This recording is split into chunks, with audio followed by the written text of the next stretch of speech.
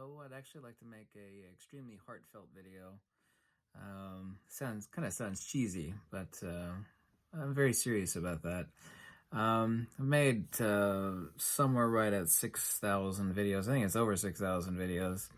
And I've always thrown in some humor, sometimes a little bit over the top or hyperbolic, because nobody wants to watch a dry review. And obviously, I don't have the looks or the incredible personality. I just try to be humorous, but I actually take camera reviews and lens reviews extremely serious because I never want anybody to spend money based upon a half-done video review of conclusions about cameras or lenses. And of course, this is about photography. We're not actually talking about religion or politics or something here. And like when I went to the photo convention, people realized in person, I think a lot of people knew, that I'm actually extremely, I don't know if the word is loving in person, but I mean, man, I hugged a lot of people over those 3 days. I mean, a lot of people. Of course, I always asked them permission before I did that, except in a couple, 3 cases where I knew the person but had not met them. I apologize for not meeting a couple of people, but I was actually so insanely busy that I could not get away from the convention, to go somewhere else to like have dinner uptown or downtown, but that's another matter. The feedback at the convention was actually 100% positive. Since I'm kind of salty and rough around the edges, I'm really not rough around the edges, but I kind of portray that, and I actually think that I've gone a little over the top on the rough around the edges stuff, and it's kind of like watching a soap opera, right? Now, I'm not trying to say that I'm trying to make soap operas, but and I've never watched soap operas, but I know how they work. No one would watch a soap opera if there was no drama, right? Otherwise it would just be like people waking up and eating cereal and going to work and like say, what am I watching? And you would turn the channel because there's no drama in it, right? So I've always actually thrown in a little drama just to spice things up.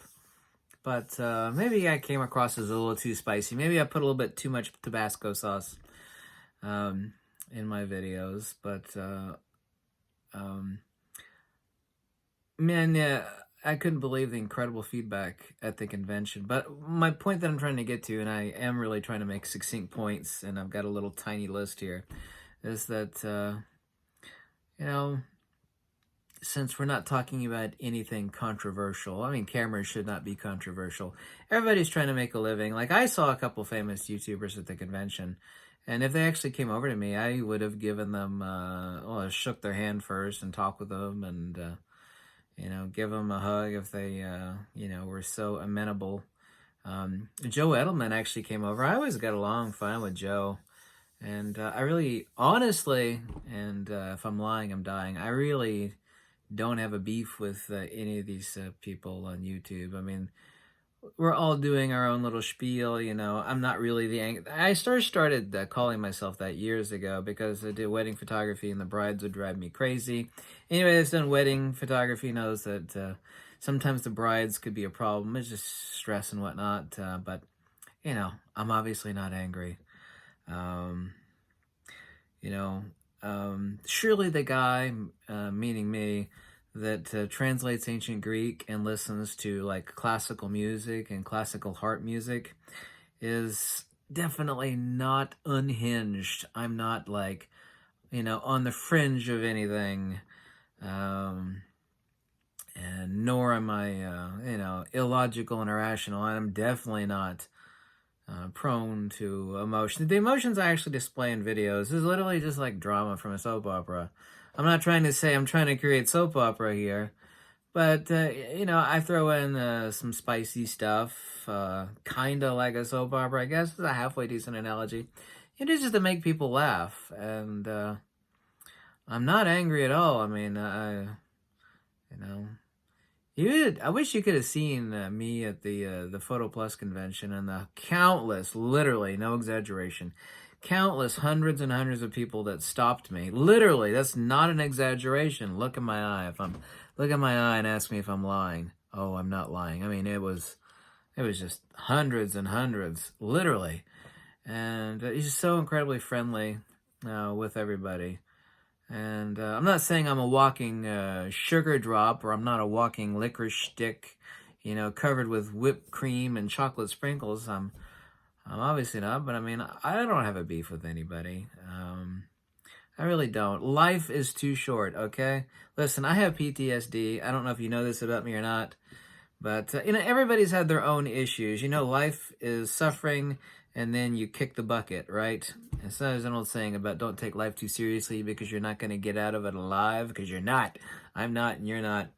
I've had a lot of stress in life, and um, I still stress out all the time because of endless bills, and but everybody has that. But I mean, taking care of my wife, slowly dying of a giant brain tumor, listening to her to scream in the other room, like 10 feet away, every night, month after month, year after year, after year after year after year, literally.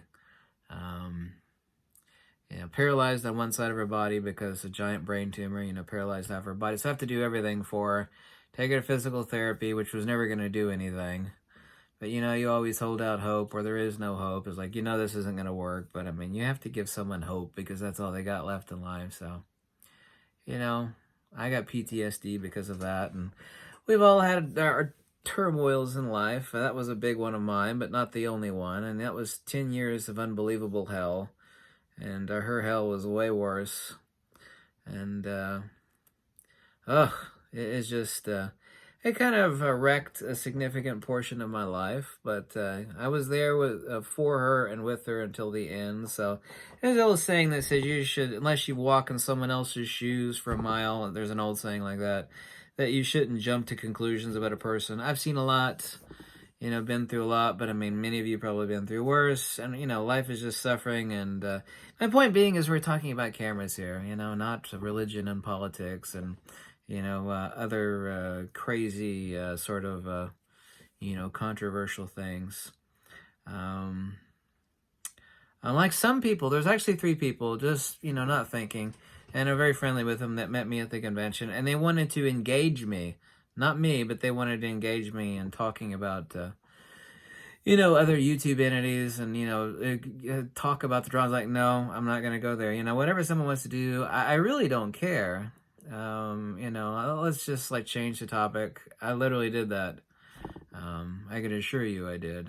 And, like I said, life is short. People are just trying to make a freaking living, I'm actually extremely logical. I'm not prone to emotion. Like when people start losing their heads, when things get crazy, I'm actually the one that, gets hyper logical, turns into like an emotionless Vulcan or something like that, as a quick analogy.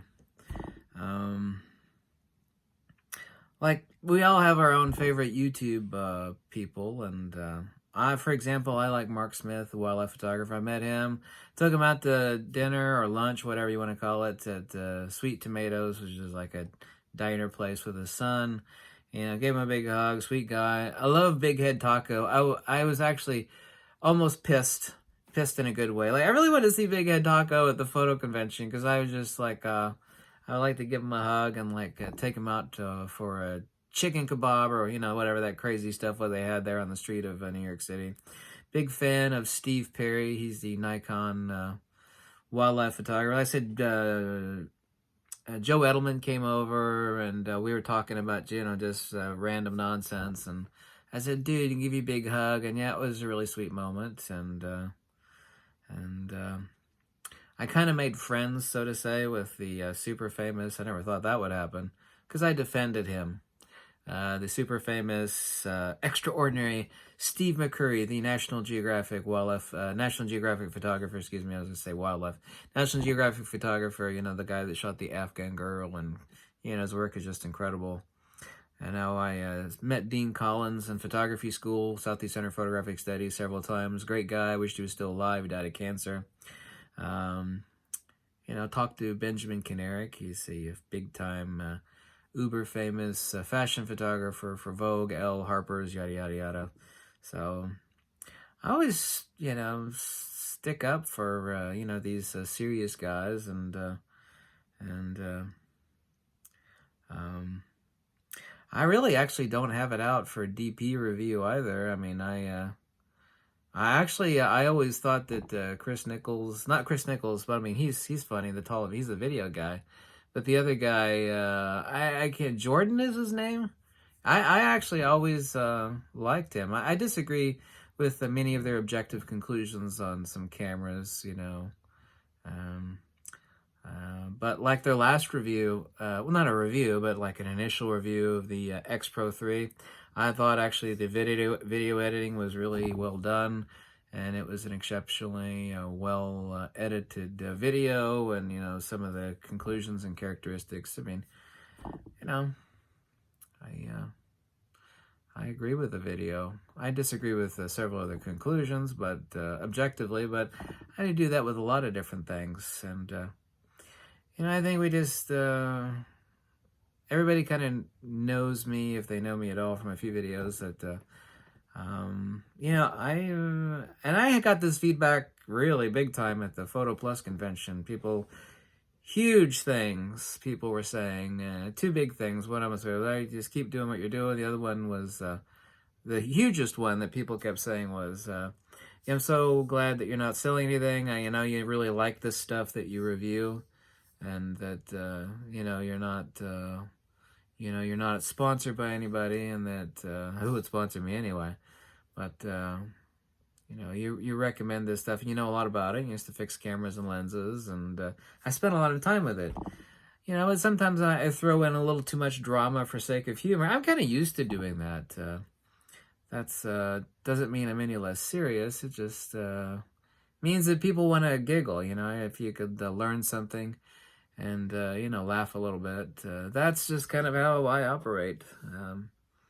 But you know, I think I've thrown, you know, so to say, a little bit too much Tabasco sauce in some of the videos, and people take it seriously. I never took it seriously. I took the reviews very seriously, but I never, you know, took throwing the Tabasco sauce, if you will, so to say, in the videos super seriously, other than to say this, you know, this is funny, make somebody laugh. But you know, I think I need to tone that back. I'm not going to change anything the way I do, but I think that needs to be dialed back a bunch, because some people just don't get that, or they don't get you know, my crazy sense of humor. It's sort of sense of humor that I've used to cope with a lot of stress and pain, and man, there's been a lot of pain. I mean, a lot. And by the way, if you want to know a big secret, here's a big secret, okay? This is totally true. If I'm lying, I'm dying. Look in my eyes if you think I'm lying, okay?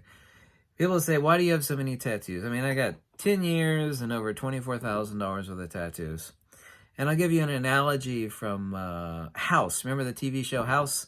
He's like in so much pain from something or another that he whips his thumb out and he whacks it with a hammer and he breaks his thumb. And by being in so much pain with his broken thumb, it made him forget about his other pain. So nursing wounds of healing tattoos is actually how I coped with an enormous amount of pain of countless things in life. But I don't know what percentage of 10 years. It was literally exactly 10 years taking care of my wife, slowly dying. It was a hell that's unimaginable. For me and for her, it's just completely unimaginable. I mean, almost every night, literally, you know, listen to someone scream in the other room, and all the morphine and drugs in the world that the doctors gave her just wouldn't do it, because the phantom pain generated in the brain due to a brain tumor can't be ameliorated by pills. But I got basically all these tattoos and I do like the artwork, but I don't see them anymore. I mean, they've been on me for so long, you just don't see them anymore. It's kind of like a mole on someone's face. You see it, and you're like, whoa, that's a big mole. But the person, you know, it's been there for so long, they don't see it anymore, and I don't see these tattoos anymore. It's the reason why I don't talk about them, even though people have asked me to talk about them countless times, but it's just ink, right? But I mean, I got these partially, to a greater part, well, really, to a big extent, you know, as a way of dealing with excessive pain, stress, PTSD, and man, it's just, I can never explain, you know, what it was like to go through all that, and it was a lot. But, my crazy, wacky Tabasco sauce sort of, soap opera drama that I threw in there. It was make people laugh, but I think I might have taken it a little too far. But I don't think I should dial that back. Doesn't mean I'm going to be dry and boring. I mean, maybe I'm dry and boring enough. Someone's already telling me, shut up. I know someone's right now is going, you've made a 15-minute video about nothing. You could have said all this in 4 minutes. And, that's partially true. But at least I wanted to explain myself. But I really got no beef. I think that's like a quote, right? It's like a meme. I got no beef. I really got no beef. Life is short and miserable. It's full of suffering and death. And, we're not talking about religion and politics here. We're talking about camera reviews and lens reviews. And, just wanted people to laugh on top of learning something or, like, learning about something and saving a few dollars. Like, wow, this tattooed monkey saved me some money by buying this lens instead of that other lens. It sucks, I know he's not trying to sell anything to me. He's got, like, endless experience with lenses and cameras, and, he's going to help me save some money, and that's a good thing. I actually like being helpful. So that was my video. This video was heartfelt. Maybe I said too much, but at least it was honest and forthright, and that really is what's important. Yeah. I've drank too much coffee. I think I need to get some tooth whitening stuff. Maybe I should grow some hair, but I think it's too late for that. As the monks in Tibet say, hair is ignorance grass. Yeah, you ever heard that one before? Hair is ignorance grass. Yeah. Happy Halloween. What is it, tomorrow's Halloween or something like that? Maybe day after tomorrow. Tomorrow, I think. Thank you. I will stop talking now.